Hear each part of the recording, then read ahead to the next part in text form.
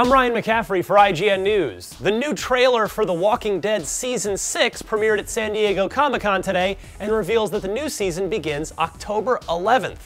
Previously, we saw a poster suggesting Morgan and Rick would go at it this year. The trailer continues to show that Morgan and Rick aren't exactly the best of friends. The Walking Dead premiere will be held at Madison Square Garden in New York City. In other Walking Dead news, Fear the Walking Dead premieres August 23rd on AMC.